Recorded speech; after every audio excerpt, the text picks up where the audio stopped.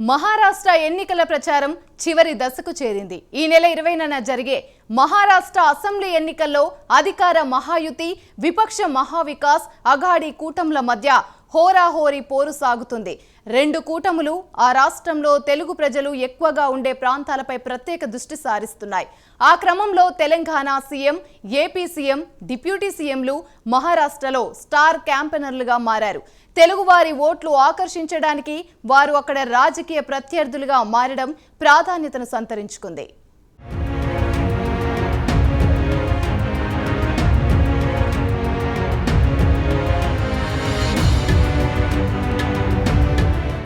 Maharashtra assembly ఎన్నికల్లో మహాయుతి, మహావికాస్ అఘాడీ కూటముల మధ్య ప్రధాన పోటీ నెలకొంది. మహాయుతిలో BJP, NCP, Ajit Pawar, Shiv Sena, Eknath Shinde, MNS, RPI సహా 8 పార్టీలు ఉండగా, మహావికాస్ అఘాడీలో కాంగ్రెస్, ఎన్సీపీ, శరద్ పవార్, శివసేన, ఉద్ధవ్ ఠాక్రే సహా పలు పార్టీలు ఉన్నాయి. ఈ ఎన్నికల్లో విజయం రెండు కూటములకు ప్రతిష్టాత్మకంగా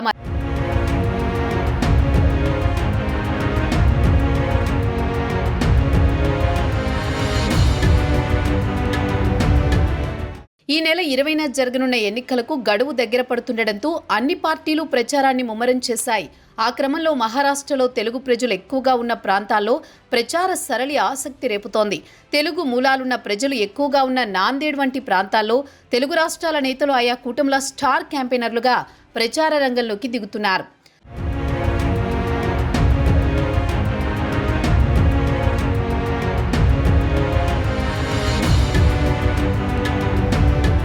బీజేపీ కూటమికి మద్దతుగా ముఖ్యమంత్రి చంద్రబాబు, డిప్యూటీ సీఎం పవన్ కళ్యాణ్ మహారాష్ట్ర వెళుతున్నారు. చంద్రబాబు ఢిల్లీ వెళ్లి అక్కడి నుంచి మహారాష్ట్ర వెళ్లనున్నారు.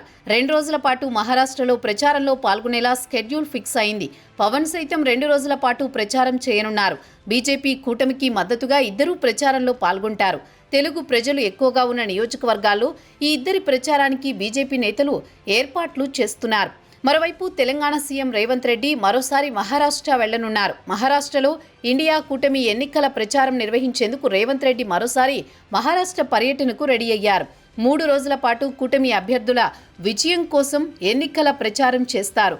ఇప్పటికే పలు దఫాలుగా రేవంత్ రెడ్డి కాంగ్రెస్ స్టార్ క్యాంపెయినర్గా మహారాష్ట్ర ఎన్నికల్లో ప్రచారం సాగించారు.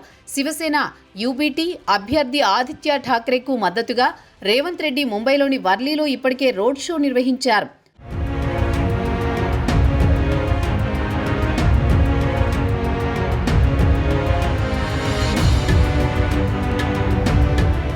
దిశగా కేంద్రం అడుగులు వేస్తున్న వేళ ఇప్పుడు మహారాష్ట్ర ఎన్నికలు అన్ని పార్టీలకు కీలకంగా మారాయి. ఆ క్రమంలో ఇప్పుడు ఒకే సమయంలో Telangana CM, Andhra Pradesh CM, deputy సీఎంలు మహారాష్ట్ర ఎన్నికల ప్రచారంలో స్టార్ క్యాంపెయినర్లుగా పాల్గొననుండడం ఆసక్తికరంగా మారింది. మరి అక్కడి తెలుగువారు ఎవరిని ఆదరిస్తారో, ఏ కూటమిని గెలిపిస్తారో చూడాలి.